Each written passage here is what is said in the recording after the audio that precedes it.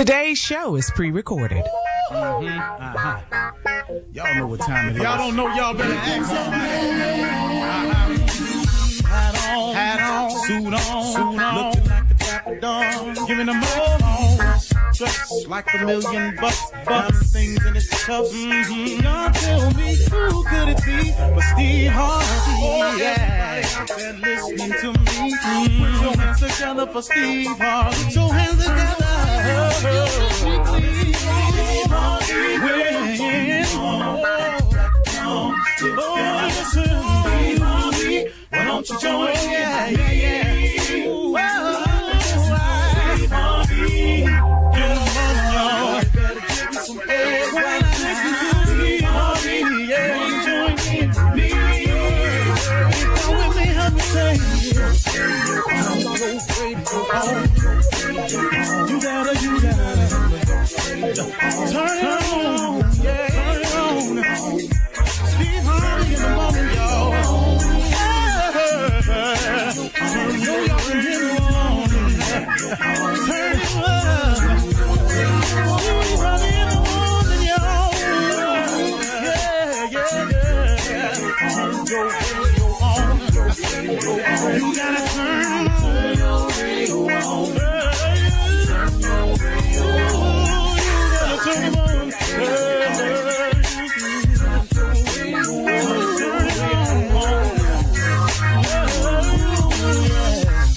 Turn them out.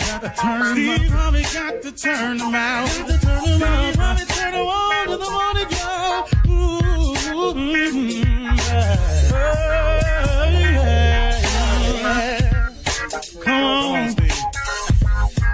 Come on. Do your thing, Big Daddy. I sure will. Good morning, everybody. You are listening to The Voice. Come on, dig me now. One and only Steve Harvey, man, got a radio show. How good is God, huh? Think about it. Just take a slight inventory of your own life and say it to yourself when you get through. How good is God, huh? Think of all the small things. All this, because that's him. You breathing, that's him. You still here, that's him. You got another chance, that's him. You ain't out of here, that's him. You got any measure of health, that's him. You think it's more to it than it really is, than it already showed up to be, that's him. All of that. You got any dreams or aspirations? You dream of other things? That's him. All that. That's him. That's him. Them clothes you got? That's him. Every time you eat, that's why they had this thing called You Say Your Grace. That's him. See, that's him, man. That's him. It's amazing when you take a small inventory, how you find out how big God really is in your life.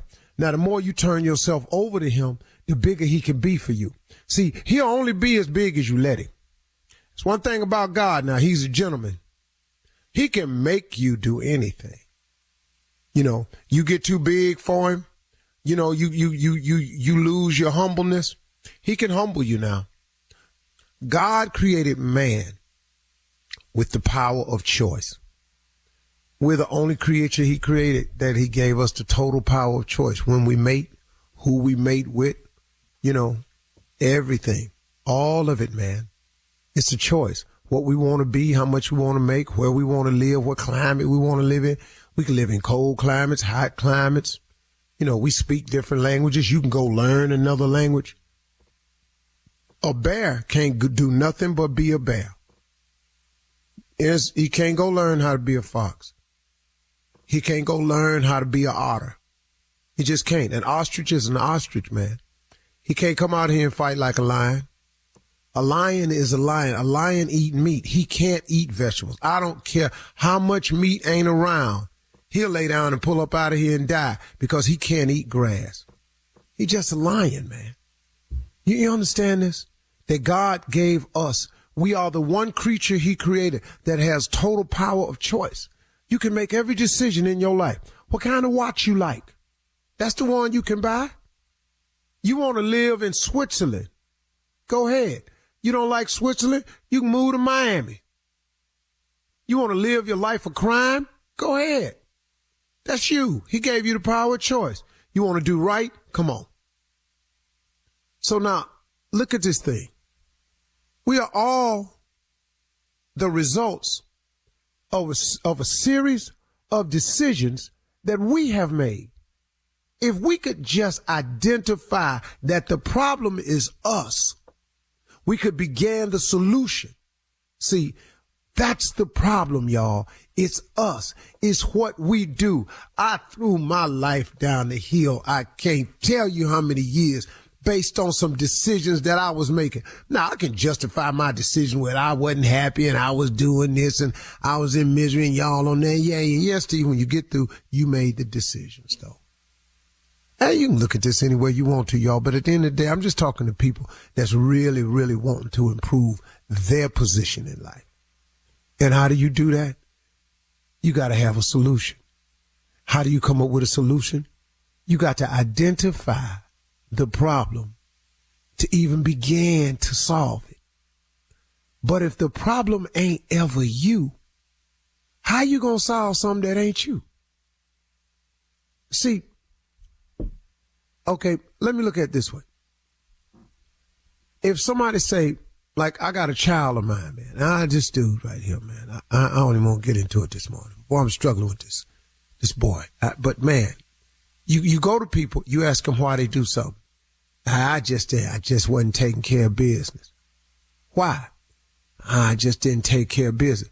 Boy, do you understand that your life is going to be filled with you got to take care of business? So when you going to start? You know, man, you can't go through life blaming everybody. It's got to be you. See, you can fix you. You can't fix nobody else. If you keep getting married and the marriages don't work, hello. Could it be you? So I finally had to sit down and just make that decision. Ain't no need of me coming on the radio talking about nobody else and what they did to me and y'all just don't know. No, man. What about the part you played in it? Because, see, if you got a good marriage, you got a part to play in that. If you got a bad one, you got a part to play in that. Even if it just get down to you the one picked them. How about that, Mr. I made a decision? The problem is usually within yourself. Do you know that's the quickest and easy way to fix your life? That way you ain't got to check with nobody. Here's the beauty of going on and admitting that it's you. You don't have to check or clear it with nobody to start the repair process.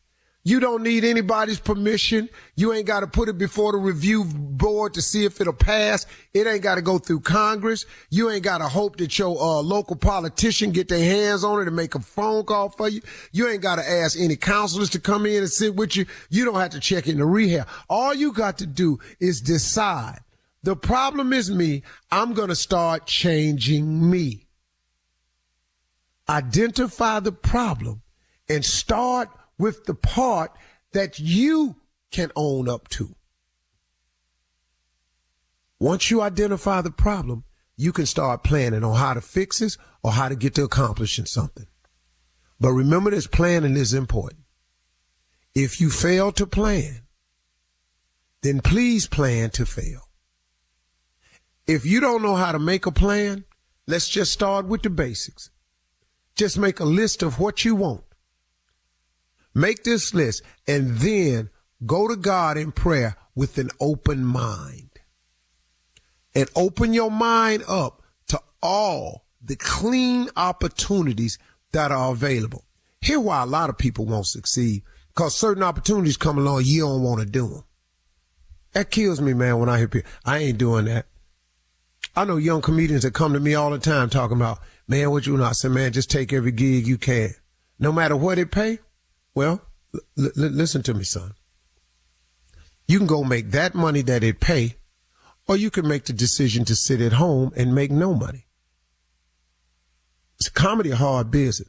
They ain't paying but $100. You got to drive 50 miles. But if you drive 50 miles and you make the 100 and you stand on that stage for 30 minutes, you are now 30 minutes better than you was the last time you went on stage. Oh, man, man, they don't pay me. I ain't coming. You ain't finna be a comedian, man. Not like this here. A lot of people just don't want to do what's necessary to do. So when the opportunity presents itself and you open up your mind to it, man, then get ready to go on and do it, man. Identify your problem today. Start with the part that's you. You're listening to the Steve Harvey Morning Show. Ladies and gentlemen, without further ado, it is time. It's moaning time. Come on now. Okay. We gather today 6 o'clock or so. Mm-hmm. That's right. Wow. That's right. With intentions of eye lightening, intentions of comedicalness. We come to you with the intention of informatization. We are here in the morning time. I'm walking right away. In spite of the crisis that's going on around the world, we that are here are blessed and highly favored. That's right, Pastor. Amen. Walking that walk. Yes. Talking that talk. Yeah. And jaywalking when I walk. I heard. Sermons ain't gotta have no meaning. They just got to sound like it's one. I say, look here. Welcome to the baddest morning show in the land. Yeah. I know there's others, but them is imitations. Come on, Pastor. I know it's folks with radio shows. Yeah. That's right. But they ain't got us on it. You better minister. Right. You better. I know of some shows I think is pretty good my damn self. If I had a radio and I had turned to one station, come on, I would pick the same one you just picked. Yeah. I know you picked it because I'm on it and you hear me. Like I said, other choices, but why make the wrong choice every day? That's right. That's right. Knowing that we are here and they are there. Come on That's now. Right. That's right. Ladies and gentlemen, let me introduce him to you. A man with a large nose, great, big old lips. Bring yourself out. Face has grown in width over the years. Okay. Mustache. Yeah. World famous. Yes, he is. That's true. Got more credits Got a lot of than Equifax. Oh, you better come on, credit. He has told more jokes than these other radio shows have attempted. Yes. Ain't nobody on in the morning more funny than me. And when I come back, I'm going to introduce me to you and the rest of the morning crew. They are here standing by. But I done took off down the road of foolishness. And I didn't know how to get off. Sometime when you go down the road of foolishness, it ain't no exit. So we on the road, and I'll be back at the bottom of the hour. In the name of the Steve Harvey Morning Show, we be right back. Right back. You're listening to the Steve Harvey Morning Show. It is time now to run that prank back. What you got for us, Neff? Well, it's about to get serious, Shirley. Sometimes you got to make these awkward type of phone calls, you know. Sometimes you really got to do it. The title today is Your Wife Gave Me a Disease. Yeah. What? Yeah. Your wife gave me a disease. Okay? Y'all want to know what it is? The disease? Okay. Yeah. Yeah. What? She gave me diabetes. Let's go, cat dog. Let's go, cat dog. You can't give that to me. No. If you give me too much to eat, yes you can. Let's go, cat dog. Too many sweets, yes you can. Hello? Hello, I'm trying to reach Dante. Yeah, this is him. Who this? Hey, how you doing, man? Just to be certain, you Dante that's married to Tammy, right? Yeah. Okay, cool. So listen, man, sure you've heard about me, maybe heard my name before, because I used to date Tammy way before you guys got married. My name is Marcellus. So I just wanted to call and say how you doing, but I needed to talk to you. Oh, okay, yeah, I know. She mentioned y'all used to be together before. Okay, I've heard about you. What's the phone call for? I needed to talk to you, man. And I've been holding this back at least 4 years. I haven't said anything, and I can't hold it no more, man. I'm going through so many issues right now. I gotta get this thing. I gotta get the grips on this thing that I'm going through. But I wanted to come to you, man to man, talk to you about this situation. I hate to bring it to you like this, but when me and Tammy were together, man, I don't even know how to say it. When we was together, Tammy gave me a disease, man. I've been holding this, and I wanted to hit you up. I thought about it 2 years ago, 3 years ago. I wanted to. What do you mean? Like she gave you a disease? She gave me a disease about 4+ years ago. This is way before y'all got married. From my understanding, y'all been married about 3 years, right? Yeah. Oh my God. Okay. And you're calling me to give me the heads up? No, man, no. I'm calling because, dude, these the medical bills and all this is just completely out of control. I can't even, I can't take care of myself no more with this, and I don't feel like I have to because she's the one that gave me the damn disease. Okay, so you're calling because you want me to pay for you want us to pay for your medical bills, dude. I mean, damn, dude. Put yourself in my position, man. What's a brother supposed to do? I'm sitting over here with a disease somebody gave me, and they going on with their life. Bro, yeah, but this is so you're calling me, telling me my wife gave you a disease. First of all, she would have told me that. Secondly, now you're telling me like I might have some. You got to be kidding me. Well, what the did she give you? What disease are you talking about, man? At this point, I don't even want to discuss it. I just want to get on board. Can we get some kind of understanding with this medical bill that it's out of control? Man, I'm not paying. Okay, I'm not going to pay for your medical bills, especially when I don't even know what the you mean. What do you mean she gave you a disease, man? I'm over here freaking the out. Hey, dude, I understand, bro. I hope you good. I really, but I'm just saying, man, dude, I don't know what to do no more, man. I really don't. Like I said. Well, okay, yo, you need tell me. All right, you talking in circles. You're telling me something you caught 4 or 5 years ago. Well, what is it? Some that's uncurable? What the disease are you talking about, man? Dude, I'm trying. Dude, regardless of what it is, I'm trying to handle the medical bills on it, man. That's what I'm trying to do. Dude, but what kind of medical bills could you have for some you caught 4 years ago, like 4 years ago? You should have been able to fix that. What is it? Dude, she gave me the disease, and now I need somebody to pay these damn bills. That's all I'm saying to you, all right? That's all I'm saying, Dante. Yo, and what I'm telling you, Marcelo, is quit playing and tell me what the disease this is. It's Marcellus, man. It's Marcellus, okay? I don't care what your name is. I'm giving man, y'all want to gave me diabetes. What the diabetes? Your wife gave me diabetes, man.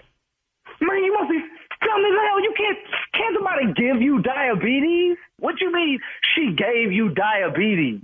Man, your wife was cooking all them cakes and pies and all that sugar, and just man, you came out, bro, had me thinking my wife gave you herpes or some man. You just don't know how to work out. You know how to eat. That's on you, man. I ain't paying no bills for that diabetes. What is wrong with you, man? Oh, so now this funny. Yes. You laughing? Funny. Hold on. You laughing at me, Dante? Yes, I'm laughing at you. Call my phone talking about my wife gave you diabetes, bro. For real? This is stupid, bro. Hey, can I say something else, though, Dante? What you want to say? I want to say this, Dante. You just got pranked, baby. This nephew Tommy from the Steve Harvey Morning Show. Your wife, Tammy, got me to prank folks. Oh. Damn. Yo, that's... Oh, snap. I got you, baby. I got you, baby. I got you. Wow. Okay. See, she told me about She told me about Marcelo, but I never heard his voice, bro. I was on fire. Oh my God. You good, man? Oh my God. Oh, you had me so scared, dude. Talking about a disease, bro. Especially a disease that's 4 years lingering. That's like, whoa, what is that? Oh my God, man. I was, when she got home, I was about to be so mad, bro. Hey, man, you got to tell me this, man. Come on, Dante. What is the baddest? And I'm talking about the baddest radio show in the lane. Man, y'all funny, dude. It's the Steve Harvey Morning Show. Are you eating right? You ain't got no diabetes, do you? Dude, now I'm worried, bro. I know you could catch it like that, bro. Coming up next, it is Ask the CLO with our Chief Love Officer. You're listening to the Steve Harvey Morning Show. It is time for the Chief Love Officer, the CLO, Steve Harvey, to answer your love questions. Here we go. From Sandra in Indiana. Sandra writes, my youngest brother is 24 and he lives with me. He had a long-term girlfriend, but she recently broke up with him because I won't allow her new puppy inside my house. My brother said it's their dog together, so he should help care for the dog.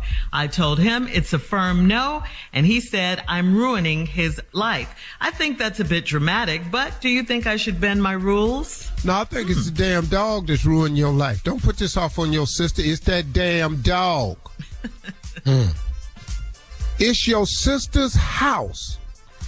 She lives there. She paid the rent. She bought that. She let you live with her. You done moved this girl in. Now she want a puppy. Well, she can't handle. She get a puppy when she get her own place. You can't bring no puppy in a woman's house, soil in the carpet. The puppy got to get potty trained. Ain't nobody finna do that. Man, put your brother out. What at? Why? Wait a minute. Why don't they take their 24-year-old grown ass somewhere and get their own apartment? Nah. And they can have all the puppies they want. No, you ruining my life. You stupid, boy. Okay. All right. Now, she done broke up with you because, wait a minute, hold up, dog. Lady, it's not you that has a problem. It's he that has a problem. A woman done broke up with you because you won't let her bring a puppy in her sister house, in your sister house. Right. So she broke up with you. You got the wrong chick, dog. Mm-hmm. Next question, Shirley. All right, moving on. Tara in South Haven, Mississippi says, I gave my husband a hall pass because I had 2 surgeries back to back, and he was so sweet to me while I was healing. That was a year ago. My best friend found out in the streets about his fling, and without talking to me first, she confronted my husband and tried to fight him. I don't want her in my personal business, but she's in it now. And how should I explain this to her? See, I tell y'all all the time, when you see a man somewhere, you find out something about a man, that ain't your business. Now, she done confronted this man about fooling around on her girlfriend. When her girlfriend then gave him a hall pass because he was so kind to her during surgery. If you could get a hall pass for kindness doing surgery, you know how many passes I'd have? You know how many times I've been kind and better not go in here talking about no damn hall pass. Okay. Better not bring it up. Ever. You was smart. And lady, why do you pass out hall passes for kindness? What is that? Oh, you were kind to me. You get a hall pass. What? Who are you? You know how kind I be? You know how kind I be? No, that don't make no sense. Now, your girlfriend is simple. I don't know what you should say to her except this is not your business. Yeah, she don't have to say anything. But she in it. Now, do you want to tell her how stupid you were by awarding him a hall pass? That you said it was okay? And I'm going to tell you something else. She ain't keeping it to herself. She telling other people. Wow. And your husband didn't have to watch his step because his wife gave him permission. Yep, facts. Yeah, it's not your business. It's not her business anyway. It's not her business, but it ain't no woman's business, but y'all always make it y'all's because she my girl, because I would want to know. Well, now here you go. Now, I'll tell you what, Let's let the women tell him what to do, because y'all always talking about, I would want to know, I would tell her. Well, now, she trying to whoop her husband's ass. What would you do, Shirley? It's not my business. I wouldn't do anything. Honest to God, wouldn't do a thing. This is not my business. That is a bold-faced lie. No, it's not. In this particular situation, I wouldn't do anything. I don't know what's going on in their house. Okay, Carla, what would you do? Tell him shit. Try to fight the husband. This Be is all about in you, it. Carla. Be all in it. My best friend? My best friend. Yeah. So Shirley, you wouldn't tell your girlfriend? I would. I'm not in this. I'm really not in this one. I'm not in this. So if your husband, if this happened, but your husband, you wouldn't want to know from your girlfriend? No, I would kill him. But No, I'm asking you. if I found out. No, would you I want your wouldn't- girlfriend to tell you? No. Okay. That's contrary to everything you've ever said in every strawberry letter. People I change, just wanted to Steve, point that. people No, change. there's no changing on this show. No. I ain't fighting don't change nobody. I'm on not the doing Steve any Harvey of Morning that. Show. No, you don't. You stay the damn same on this show. We're not interchanging on this show. We ride or die up in here. My best We can't friend, go though, back. Shirley? Your bestie? Your bestie. I'm not in it. dog. My best friend just got married. I'm not in their marriage. No, I got issues. And you with see her husband cheating, you ain't gonna say nothing? What? I ain't Not my mad at business. the answer. I get I it. like Shirley's answer, but Not that's my not what business. she's ever said in any of I the know. stuff. I've said always it said before. that I would say something. Just like I just said, I'd probably be all in it. I'm not in this one with a hall pass. Well, next Portia one, in but Detroit. Shirley, you don't know about the hall pass. All Well, you know I know is he that. was I cheating. know that. But I'm just not in anybody else's relationship. I don't have time. I don't have Just time don't. for nobody else's. I don't have so time. I ain't got nothing to I'm say. done. Yeah. with I all saw of my that. partner's girl somewhere in a little strange looking position.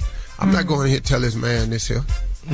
Yeah. No. That's In a why I said strange it depends position? on who. Well, you know, when you in say a weird, position. it looked like something was going on. Yeah. But I Okay. couldn't pinpoint Scenario. it. But I already knew if I went to tell him that he was going to jail. I already knew that. Yeah. If I tell this fool anything. He would have caught a case. Oh, Yeah. Oh, yeah. Like I said, it depends on who it is. Best friend, though, okay.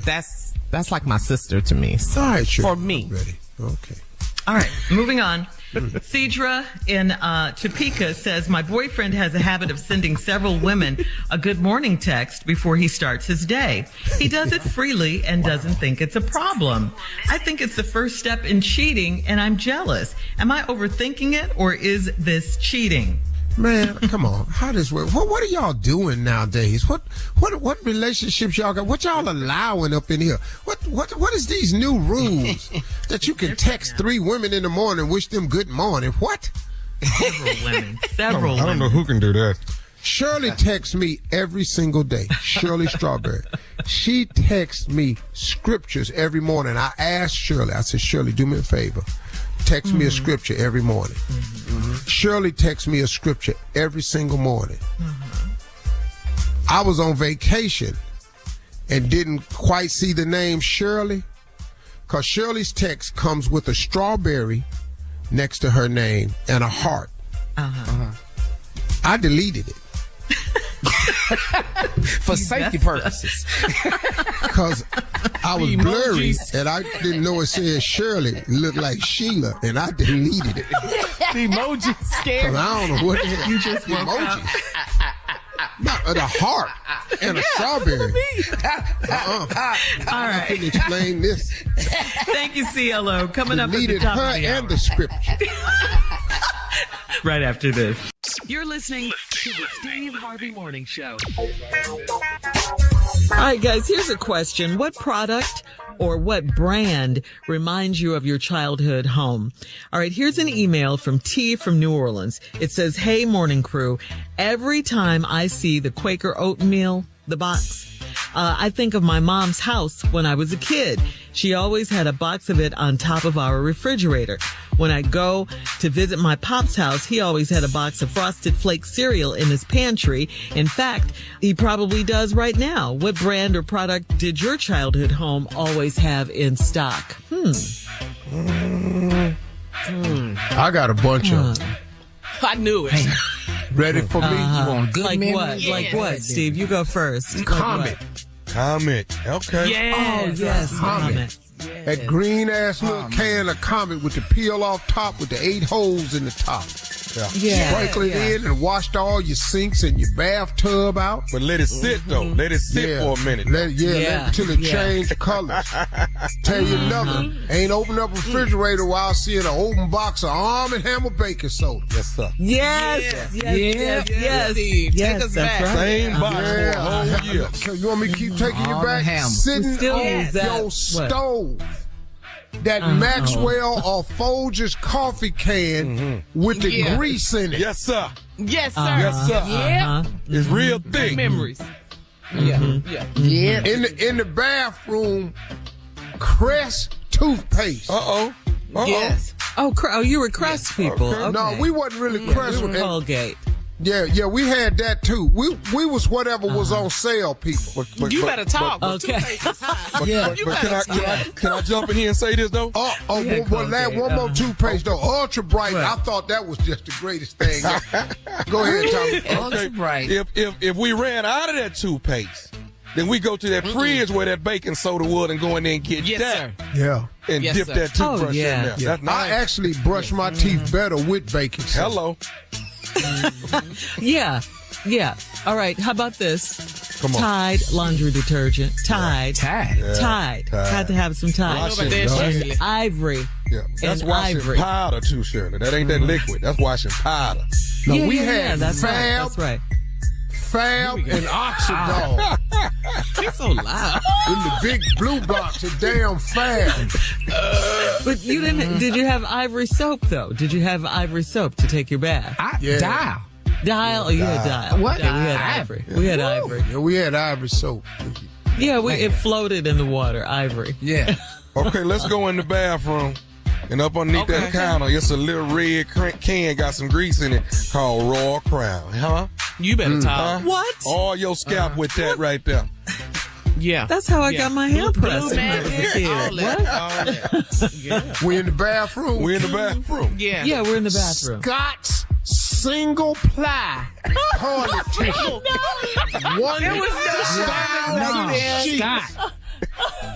You had to be careful wiping yourself with that damn single ply.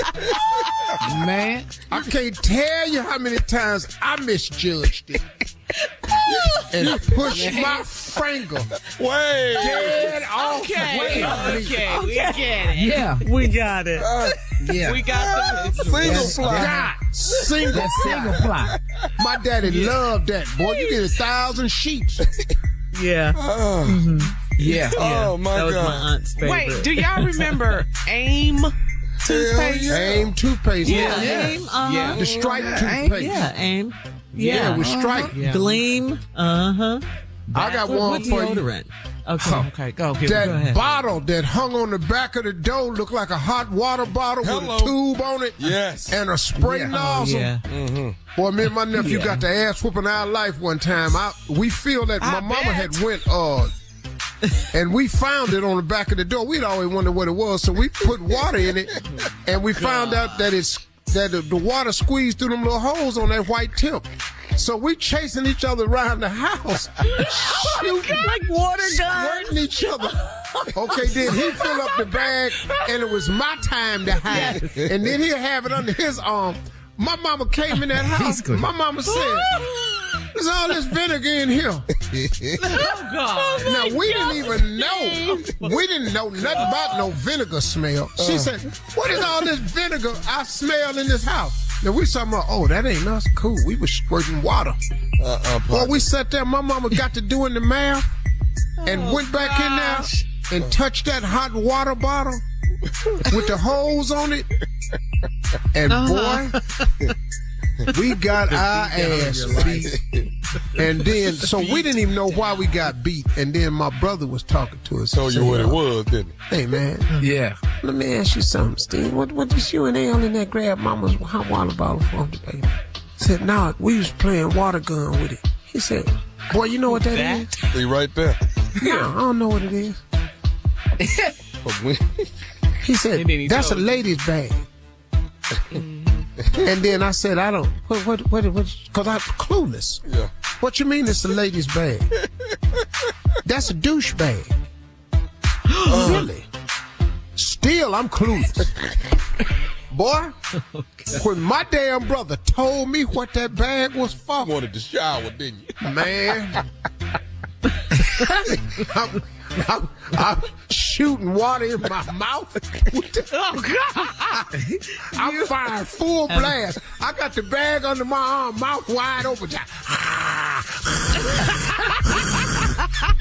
Oh, my God. That's what I said. That's when I first found out. I said, well, that water a little tangy in there.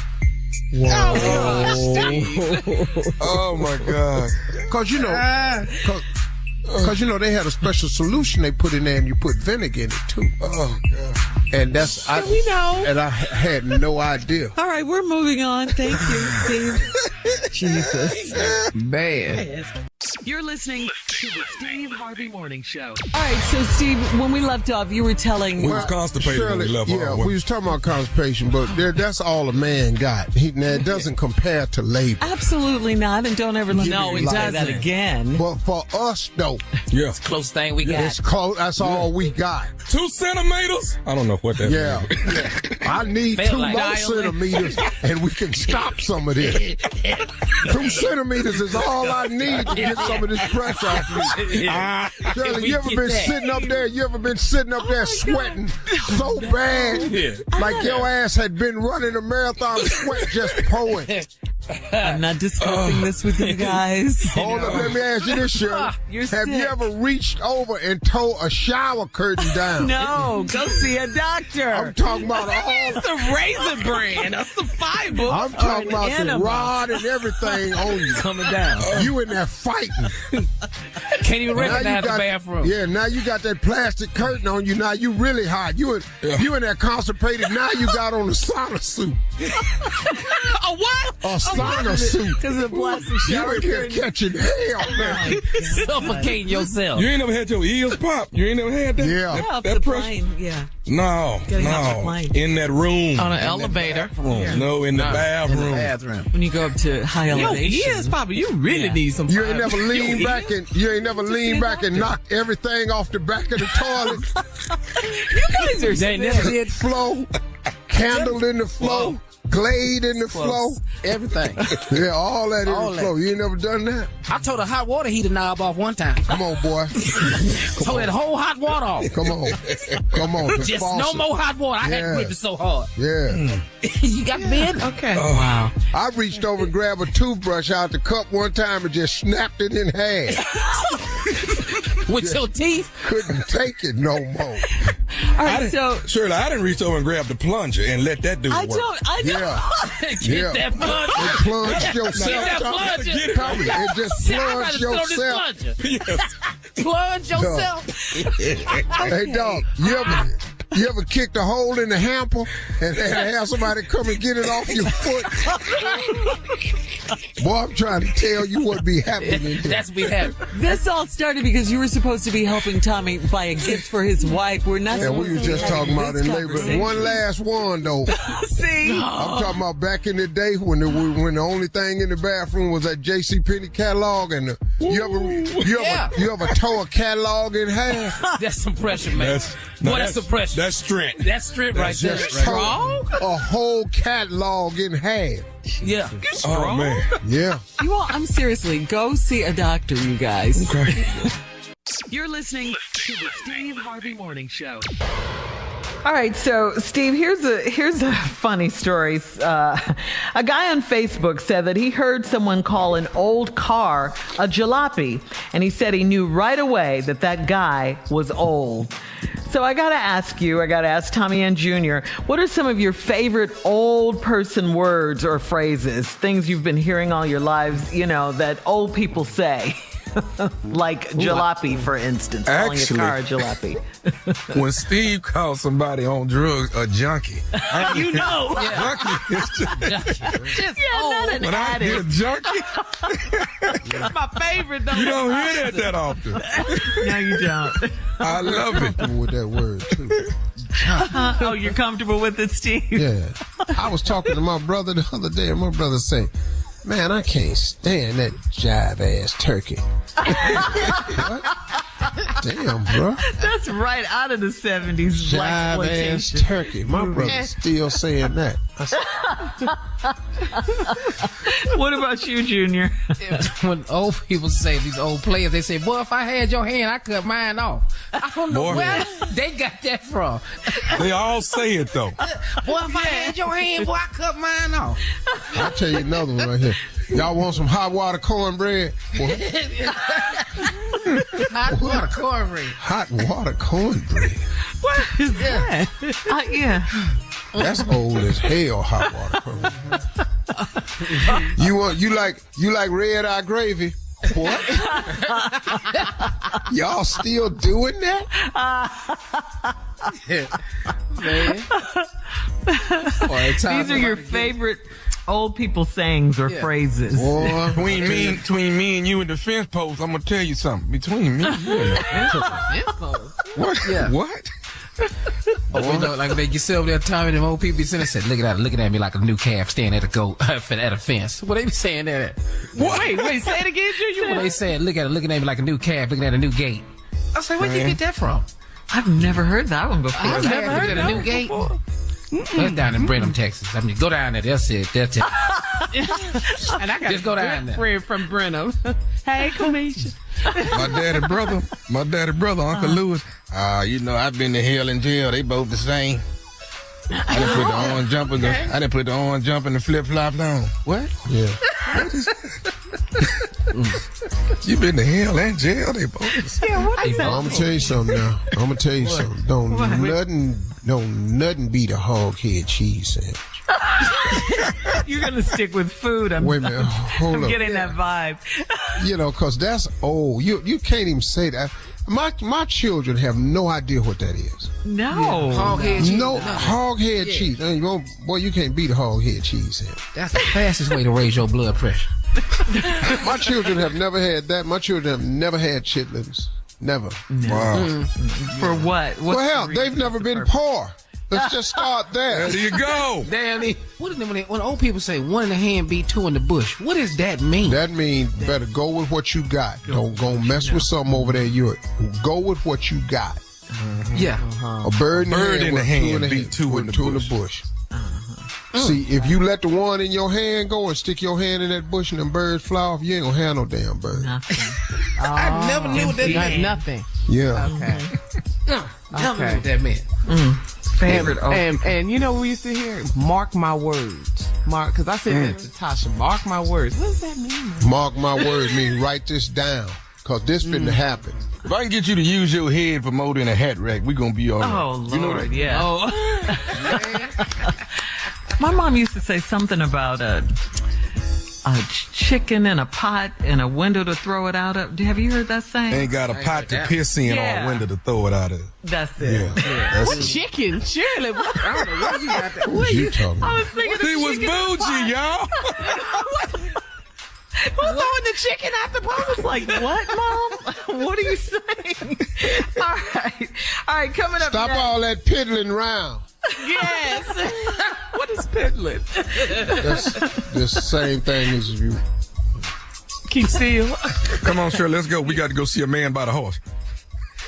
Oh, I thought it was a dog. Okay, coming up next, the nephew will be here with the prank phone call right after this. Where did you grow up at?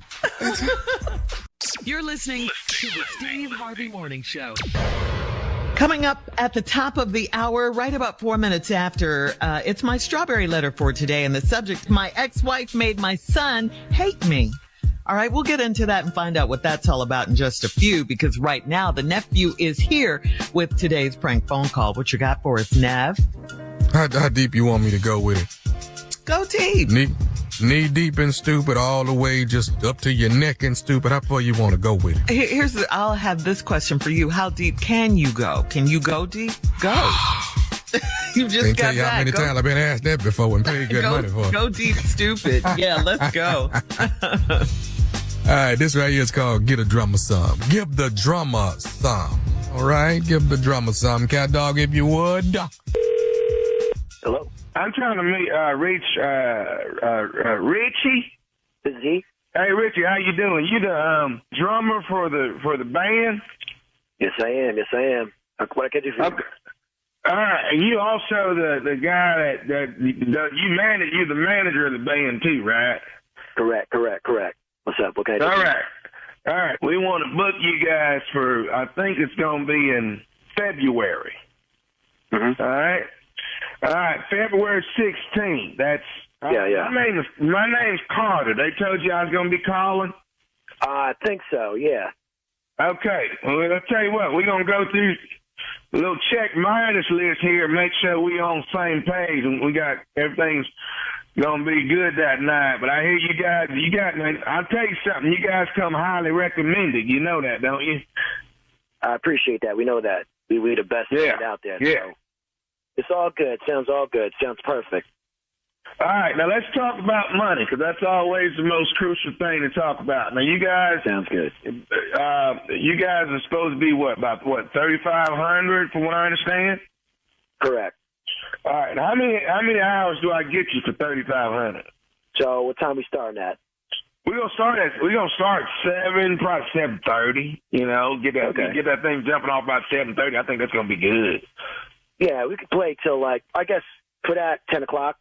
7:30 to 10. Okay. Correct. Yeah. I'm gonna tell you something. They not gonna get going good till about 10. So I'm gonna say this to you right now. You think you guys could probably go to midnight, maybe 12:30, if I make that thing a nice $5,000? Sounds good to me. We could definitely work with that. You can work with that. Yeah. We'll accommodate. It's gonna be an awesome party. We're gonna bring it for you. Okay, we got that out of the way. I tell you what, I think the main thing that we haven't gone over is we haven't gone over the songs, and that's what's going to be important for this showdown. Now, you got a pen and a pad? You can write this down. Yeah. I'll write it down. Give me a second. No, go ahead. Do what you got to do. All right. Yeah. I got. All right. I'm ready. I just want to be clear. You guys, when you guys go do gigs, you do have people that want certain songs. Am I right or wrong? Yeah, usually, yeah. If you got any requests, definitely let us know. We can accommodate. All right. Well, here we go. I want you to write this down. I got something that we got to make sure this is going to be during the height of the party. Here we go. Okay. Friends in Low Places by Garth Brooks. Okay. Tennessee Whiskey, that's Chris Stapleton. You know that. Okay. My Kind of Party, that's Jason Aldean. Hold on for a second. Is that country music? You right, that's country music. Boy, that's everything we gonna do. Everything we gonna do that Saturday night is gonna be country music. Bro, I gotta tell you right now, man. R&B, that's our specialty. Did you not know that? You know what I'm saying? We played R&B. You did not know that? Oh, no, all I know is you guys come highly recommended. They tell me you guys can sing any thing in the world. All I know is I want some dadgum country music going on around here. I understand that, but you know our specialty is an R&B. That's our specialty. You know what I'm saying? It's not like we're trained monkeys where we can just learn something new last minute like that. You know what I'm saying? That's a different genre. Now let's get one thing understood. You're the person that said monkey. I ain't said about no. Yo, I'm just you gotta chill. Right? And you know that we're an R&B band. That's our big thing. That's what we promote ourselves as. Let me ask you something, Richie. Now, do you not want to make the $5,000 that you and I have already negotiated? I don't like being disrespected, though. You know what I'm saying? And nobody's disrespecting you at all. You're disrespecting. We're an R&B band. We don't with country. You know what I'm saying? Hang on here, Richie. You got something against country music? I have no problem with country music. It's just that we have a full horn section, which doesn't really work with country music. You know what I'm saying? We play R&B. It's not our genre. You know what I mean? I got what you're used to doing, but if I don't hear Let Me See Your Girl by Cole Swindell, then it ain't gonna work for me. I gotta get that. I gotta get Slow Burn by Tim Hicks. I got to get all my rowdy friends who are coming over by Hank Williams. I mean, yo, you know what? Wait. Kevin over at the bank is telling me that you guys can sing anything in the world. Now, I know you ain't telling me that Kevin's lying. I mean, maybe he should have told you explicitly what we do and what we play. You know what I'm saying? I've never met anybody in my life like playing Garth Brooks, Chris Stapleton, Jason Aldean, Brooks and Dunn, Blake Shelton, Cole Swindell. Lady A, you gonna sit here and tell me you can't play none of these songs? I want you to get on the stage and sing these songs that we want done. We ain't got time to find another group. Everybody's booked up now. I don't give a about your stupid party. You know what I'm saying? You came to us to play music, and then we told you what we do. Hang on. You know, right now I feel like we had a standoff at the OK Corral. What the All right. Let me talk to my band. All right, because this is going unnecessary too far. You know what I'm saying? Maybe we could make it work. All right. Well, let me ask you something. Is Dre the bass player? Yeah, correct. Okay. Can I tell you something about Dre? What about him? Dre got me to prank phone call you. This is nephew Tommy from the Steve Harvey Morning Show, baby. You just got pranked by your boy in the band, Dre. Ah, damn. Oh, snap. Okay, I got to ask you something, man. What is the baddest, and I mean the baddest, radio show in the land? Steve Harvey Morning Show. Come on. Ooh, that Tennessee whiskey. I love that song, though. Come on, boy. You got something against country music? Yeah. That's a good one right there. You got all these voices, Tommy, man. You can do them all. Boy. Hey, I got to thank everybody for going to my website. You know, ever since I've made it 100% cancer free, I started my website, don'tcancermeout.com, and people have been buying, you know, different paraphernalia for their loved ones. So if you want to find something for your loved one that's battling cancer or beat cancer, you know, going through it, whatever the case may be, excuse me, go to don'tcancermeout.com, and the best thing about it is you click on that particular cancer. Every cancer has its own different color ribbon. So you click on that particular cancer and you can actually, you know, you get something special made for them at don'tcancermeout.com. I got hoodies, I got t-shirts, I got water bottles, I got baseball caps, don'tcancermeout.com, and they are buying them at my shows like crazy. So y'all check it out. It's the new product out there. Don't Cancel Me Out. All right. Encouraging. Yeah. And awareness. That's what you're doing. Yes, sir. Yes. Cancer. Yeah. That's awesome. Thank you. All right. Thank you, nephew. Coming up next, Strawberry Letter. The subject is my ex-wife made my son hate me. We will get into that right after this. You're listening to the Steve Harvey Morning Show. All right, guys, time now for today's Strawberry Letter. And if you need advice on relationships, dating, work, sex, parenting, and more, please submit your Strawberry Letter to SteveHarveyFM.com and click Submit Strawberry Letter. We could be reading your letter live on the air, just like we're going to read this one right here, right now. Buckle up and hold on tight. We got it for you. Here it is, the Strawberry Letter. Subject, my wife made sure my son hates me. Dear Steve and Shirley, I'm going to jump right on in. I cheated on my wife 2 years ago with a woman that constantly threatened to call my wife when she didn't get what she wanted. This went on 2 years until I ran out of money and decided to end the affair. This woman called my wife a few days later. I was out cutting the yard when when she called my house and my wife answered. I walked in and my wife was on the speakerphone listening to my side chick with my son sitting there listening to everything. He was 12 years old at the time, and I made him leave the room, but he had already heard enough. My relationship with him was ruined after that day. My home life was terrible too, so I moved out after my wife served me with divorce papers. We are in the process of discussing who will get custody of our son, and I haven't seen him in months. His mother has brainwashed him to think I'm a no-good cheater and liar. She has him in the middle of grown folks' business, and when we talk, she's always on speakerphone so my son can hear all of the conversation. She sends me text messages with our son on the text thread, and she's usually calling me names and cursing me out. She's brought up all kinds of things that have happened in our marriage, and my son doesn't need to know all of that. I'm dying to see him, so I sent him a text asking him to have dinner with me one day soon.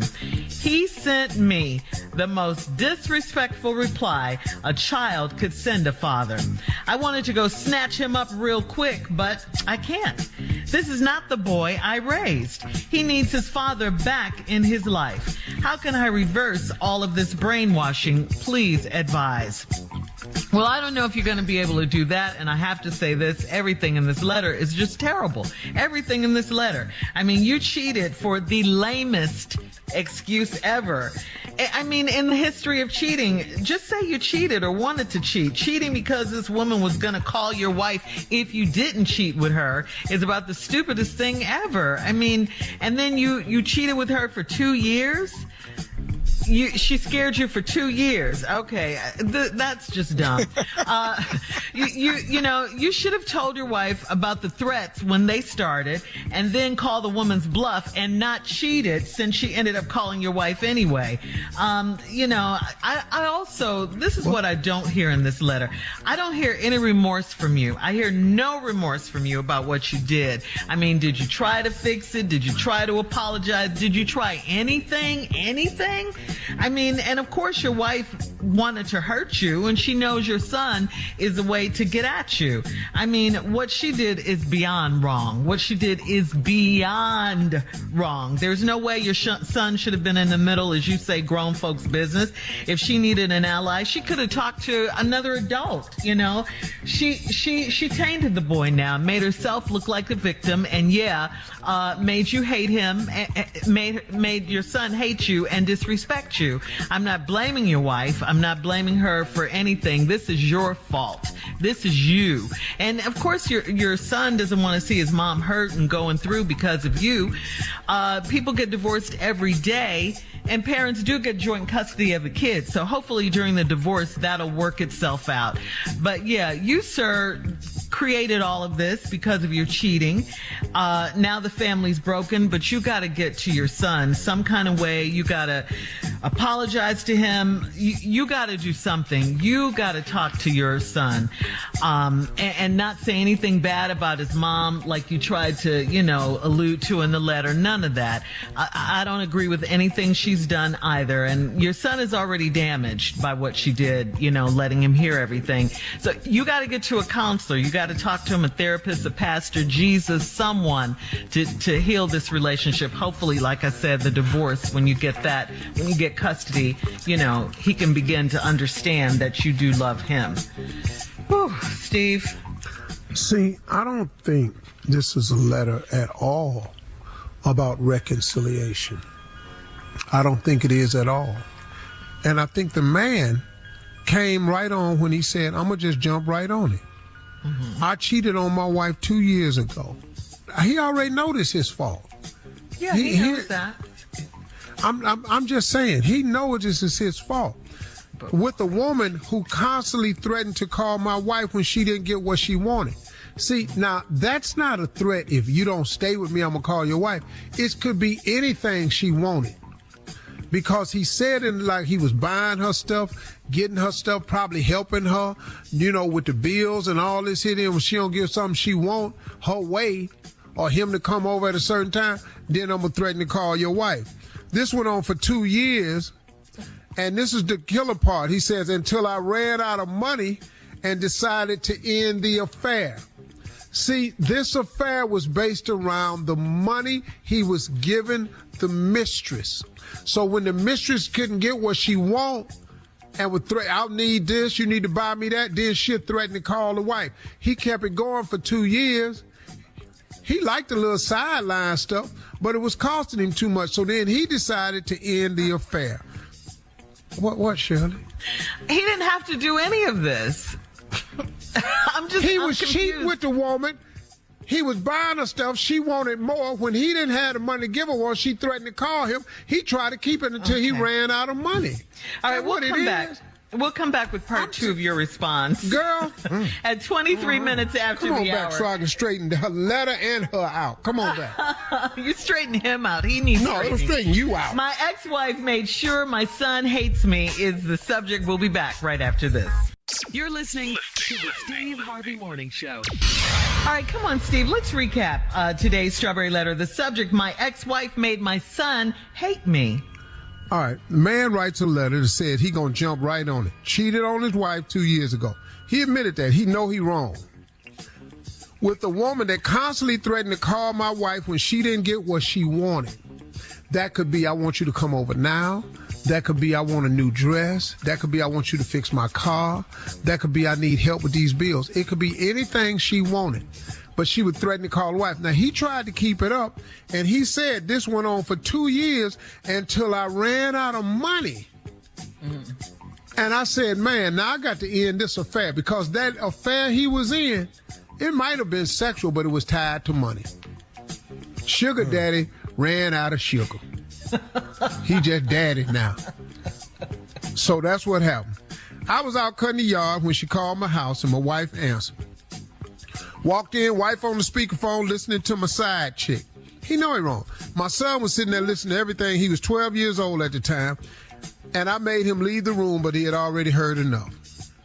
My relationship with him was ruined after that day. My home life was terrible too. So I moved out after my wife served me with divorce papers. So this isn't about a reconciliation. It's over. He caused it. His fault. Bam. Here the problem. We're in the process of discussion who will get custody of our son. Dog, you're not getting custody. You can get joint custody. You know, you might get knocked down to visitation, but you're not getting custody. You can stop this argument right now. I haven't seen him in months. His mother has brainwashed him to think I'm a no-good cheater and liar. She has him in the middle of grown folks' business, and when we talk, she's always on speakerphone so my son can hear all of the conversation. Shirley and I both agree she's wrong for this. I'm going to tell you at the end. Sends me text messages with our son on the text thread. Oh, she wrong, man. But I'm going to tell you why she's doing this too. Calling your names and cussing me out. She's brought up all kind of things that happened in our marriage, and my son don't need to know all that. I'm dying to see him, so when I sent him a text asking him to have dinner with me one day soon, he sent me the most disrespectful reply a child could send a father.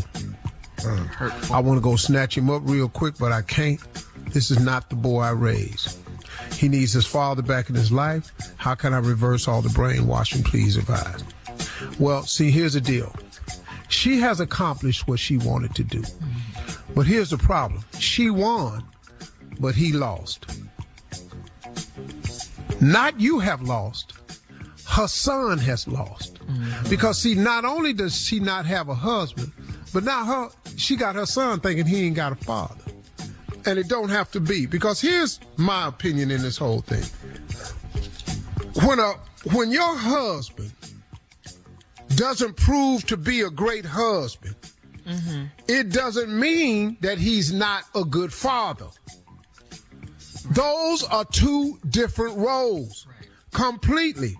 And when I say that, I'm meaning that the two roles can be separated and each can be performed extremely well. You can be a great husband and never have any children.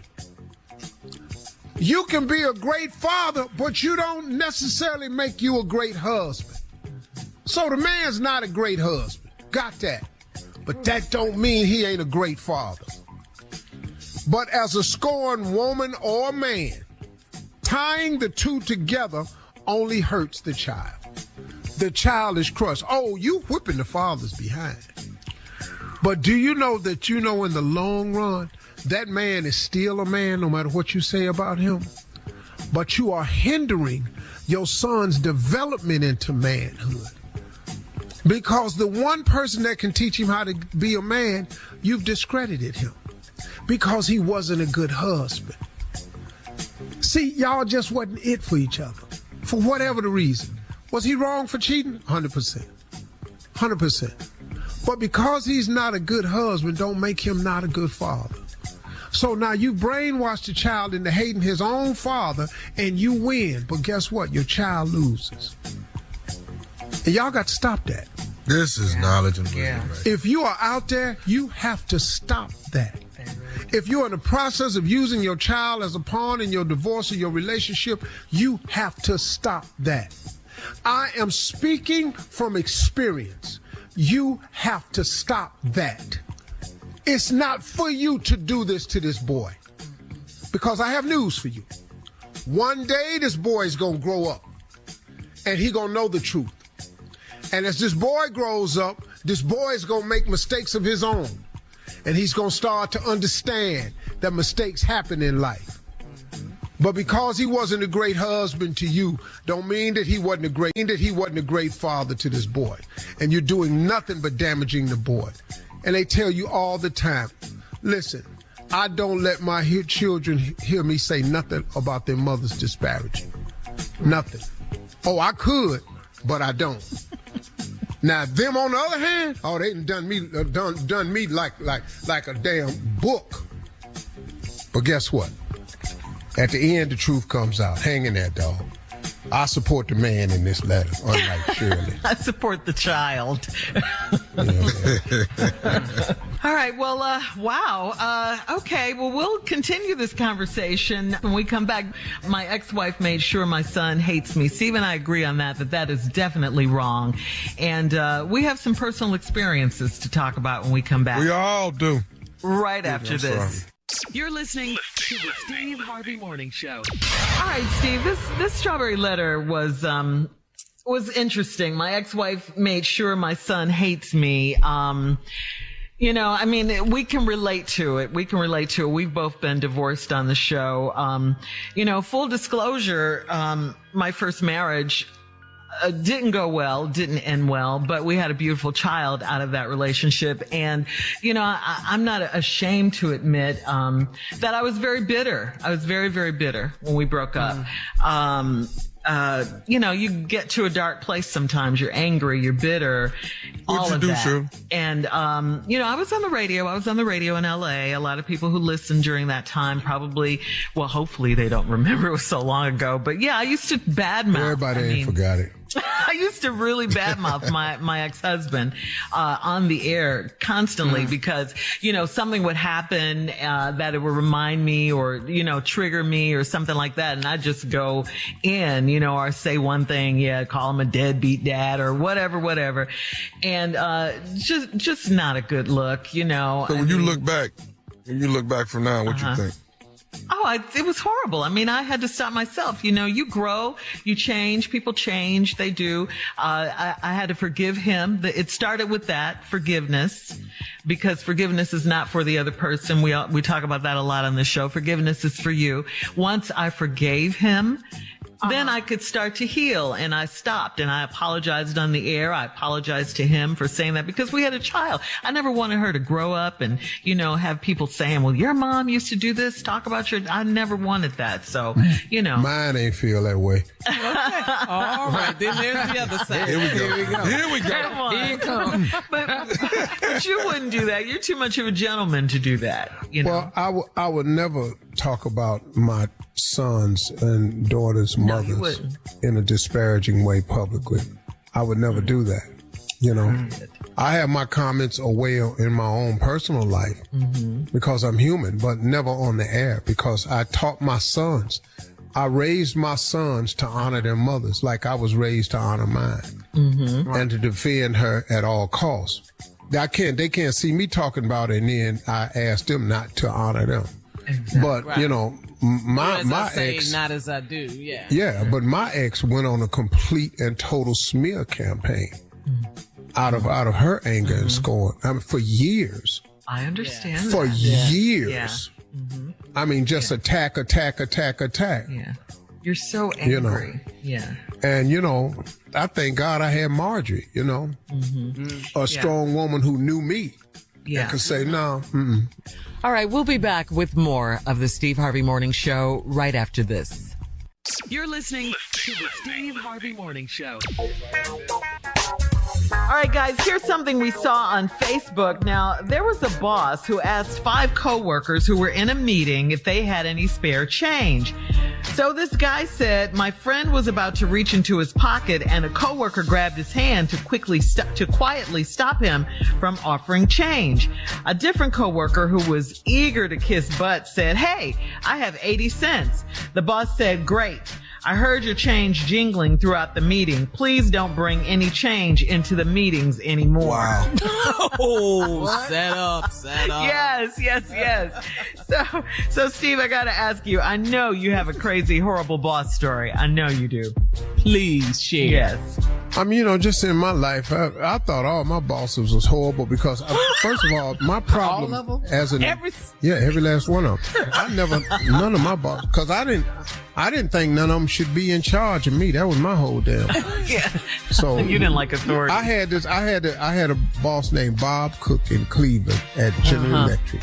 And he was chastising me one time because he didn't like the way I had unloaded this truck with the tow motor. So he pulls me in the office and talked to me. Little fat little dude, real big ass stomach. He leaned back, had his foot up on the desk. He said to me, you know something, Harvey? If you could just change your work habits. I've been at this company 30 years. If you're following my footsteps, you could be me one day. Whoa.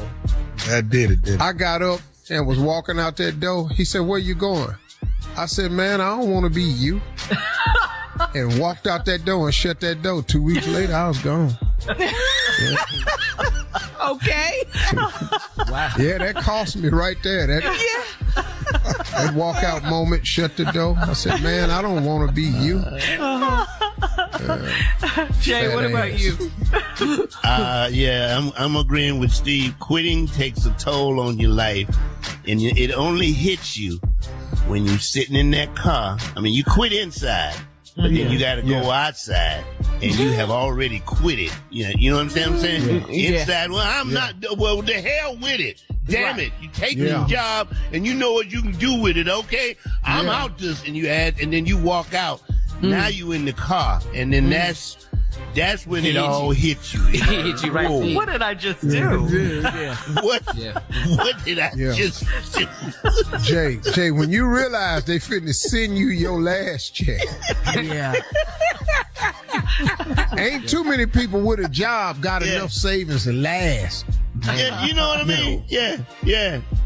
6 months. Very few people got 6 months of savings set up. Yeah. For sure. When you realize that you're off, when you realize, Steve, that you're off from work that day real early, I mean, you off real early, like, whoa, I'm off. Like 11:30 a.m. You off. I'm back at you. That's early. Yeah. You didn't make lunch. You off. Don't call nobody because everybody else is at work. Everybody at work. Everybody at work, yeah. And then when you call back, they all of a sudden whispering to you, and you're not even there. They whispering, man, young day, I heard you left. I can't talk right now. I gotta go. I mean, like, what? We were just buddies. What the hell happened? Yeah. Switch up. Yeah. That quit, man. It takes a toll, boy. That's how I got in the car. I worked at the Gap. And I'm a neat fanatic. Y'all know that. So my job was the sweat wall. Shirley, Baby Gap. Baby Gap. I worked at the Gap. I'm over the sweat wall. I got the sweat wall immaculate. I mean, everything folded. Just, it's picture perfect. And I got into it with a customer that just started pulling stuff out the sweat wall, trying to try on stuff, just yanking stuff out. And the manager came up and said, hey, you just do what you're supposed to do. You fix it and you put it back. I said, what the hell are you talking to? I had this wall perfect over here. But what are you going to do? Man, I'm finna go down here. I went down there to Wendy's and got me a burger and carried my ass on. I just couldn't take it. And you quit because of that? Perfect wall. Really, Tommy? I You know how hard it was for him to get all them sweats up that high on that wall? More of today's trending stories coming up at 20 minutes after, right after this. You're listening to the Steve Harvey Morning Show. An iPhone repair technician got a strange request recently. and told his social media followers about the request. A couple came in to get the husband's phone fixed, but he left a note hidden inside for the repairman. The note said, "Please tell my wife the phone is unfixable. She wants to check the phone history." And there was a crisp $100 bill folded up with the note inside the phone. The phone repair guy asked his followers, "What do you guys think I should do?" So what do you think, guys? Shut up. Yeah. Take the 100 and go to dinner. He broke the man code. He broke the man code. He really. You broke the man code right there, partner. He broke it. Yeah, you did. No, for real, dog. You're supposed to take the 100. Yeah, chill, man. We shouldn't be talking about this. Dog. Well, matter we of are. fact, this ain't nothing to do with you. Matter of fact, if I was to do it, I'd go back in and ask for my phone. Yeah. They lost it. We're talking about the code, Shirley. That's not. We're talking about the code now. I don't care what he did, dog. You know you're supposed to take that 100 and say it can't be fixed. They mad at the repairman, but not at the man. At the husband, yeah. There is a code, ladies. We're going to fix what we can fix, Carla. Okay, Damn right we mad at the repairman. There's some honest people in the world. More of the Steve Harvey Morning Show. I hope they steal his car, take it to go vote, and then strip it. More of the Steve Harvey Morning Show and some trending news coming up at 33 minutes after the hour, right after this. You're listening to the Steve Harvey Morning Show. It is time now for Would You Rather. Would you rather win the lottery jackpot, or would you rather live in good health and live to be 120 years old? But we broke, though, at 120. And old. But you're give me 15 good years of this billion. Okay. So you only get 15 years? No, I'm just saying 15. No. Give me this money, and then whatever God has for me, He has for me. Exactly. Yeah, just give me this money, and whatever my ride is, I had worked out with the law. I was looking for 104 anyway. Can't be 120. You are a health proponent now. You like being healthy. I'm a big proponent. Health is more important than wealth. Yeah, but that's not according to your statement. You could be right, Carla. You could be healthy and live till 120 years old. I'm healthy now. Give me this billion and watch this here. I'm healthy now. It's not saying you got to be unhealthy with the billion. It's just you're guaranteed 120 years of good health, or you can get this billion right now. I want that billion. I'm healthy. Yeah. Okay. Because I'm going to do everything I want to do before 120 anyway. I'm going to do everything. I got a couple of issues, but this billion, though, whoo. That'll get you straight. All right. Moving if I on don't take that billion, I'm going to make myself sick by saying no. You were so stupid. All right, here we go. Straight now, man. Come on. Would you rather, think about this when you were single, okay, got to put that in there. Would you rather get a text from a one-night stand that says, "I'm pregnant," or "I have an STD"? Which one? Well, which damn STD is it? I mean, we got to talk this out. Is it a forever STD? I mean, damn, we can't just... Yeah. We might, the baby might be better. Yeah, because if you just got some insects on me, we can work through that. What kind of prescription we talking? Yeah, a sexually transmitted disease. We talking about a forever prescription, or what are we talking about? Which one? We talking about some penicillin? Some of this stuff is penicillin. Anybody? Yeah. Yeah, we get some penicillin. I go and take a couple shots. Over this baby. This baby. The baby. All right. Yeah. All right, you guys. That's today's round of Would You Rather. Coming up at 49 minutes after the hour, our last break of the day and some closing remarks from the one and only Steve Harvey right after this. You're listening to the Steve Harvey Morning Show. All right, here we are, guys, our last break of the day. And, Steve, you have some closing remarks. You know what? I'm just on this tip right now because I want to just remind people, really, really focus on yourself. And I'm not meaning to the point where you don't consider other people. That's not what I'm saying. But in order to be successful, I really want you to focus on yourself. Because in order to get you to the next level, nobody should know you better than yourself. And the best way to know yourself is to be true to yourself. Do the things that feel right to you. Do the things that motivate you. Do the things that put you in a better position. Do the things that you know in your heart are right. If it don't feel right, it's probably because it's not. If what you are doing is at the expense or the cost of somebody else, you're going to have to pay for that. Because that's not how it's done. You don't have to use anybody to get to where you're trying to go in life, especially if it's in the same place God has for you. God don't need no help. God don't need you using nobody, stepping on nobody, abusing nobody. He doesn't need that help. So if you are doing something and you know it's wrong, you have to pull yourself up. Pull yourself together. Now listen to me. When you make a mistake, and you will, and you get it wrong, and you will, get up and go again. Get up and go again. You have to keep moving forward. God is not looking for your perfection. He is only looking for your persistence. You are not going to be perfect. I don't care how hard you try.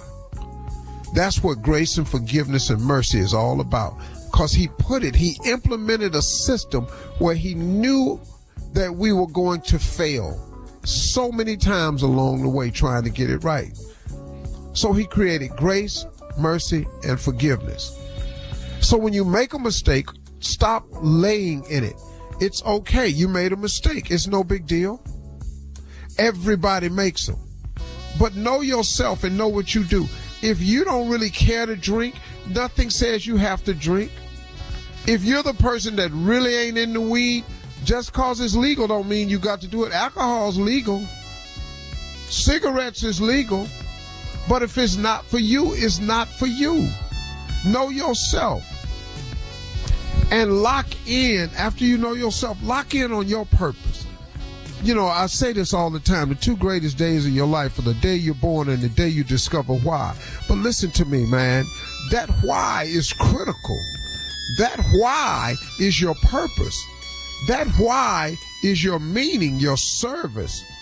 That why is everything. You've got to lock in on your purpose and stay there and stop allowing everything to sidetrack you. So many people, man, we are so easily distracted in this world because the distractions are everywhere.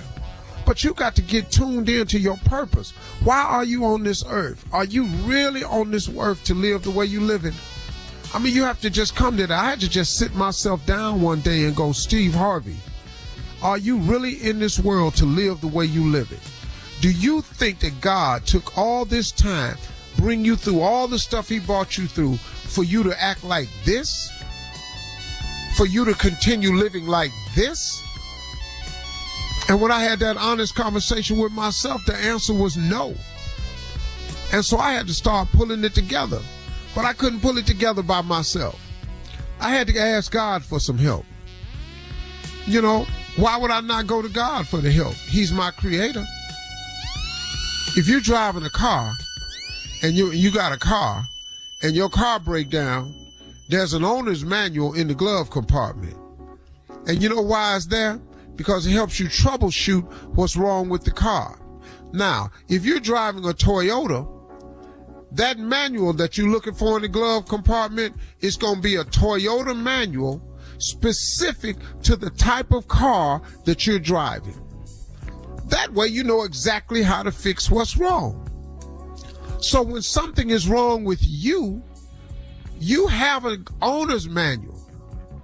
It's your Bible, it's your Quran, it's your tarot, it's whatever you read for your religious faith. You have an owner's manual that specifically can fix your ailment, and it comes in chapters and verses. I don't care what's wrong with you. There is an answer in those pages. And if you don't have the book, all you got to do is ask God for help.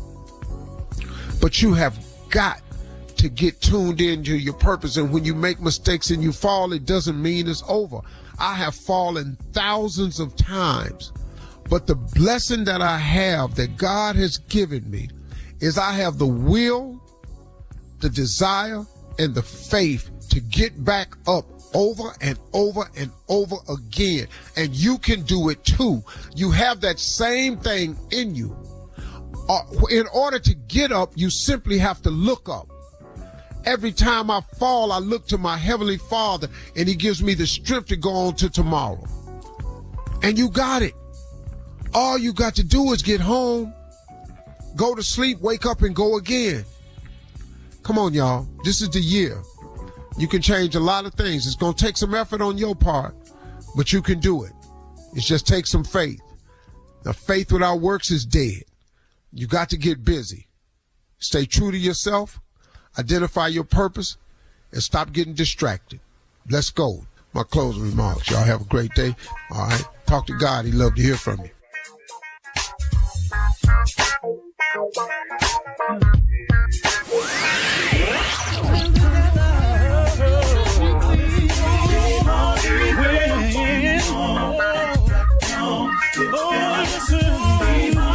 For all Steve Harvey contests, no purchase necessary, void where prohibited. Participants must be legal U.S. residents at least 18 years old unless otherwise stated. For complete contest rules, visit SteveHarveyFM.com. You're listening to the Steve Harvey Morning Show.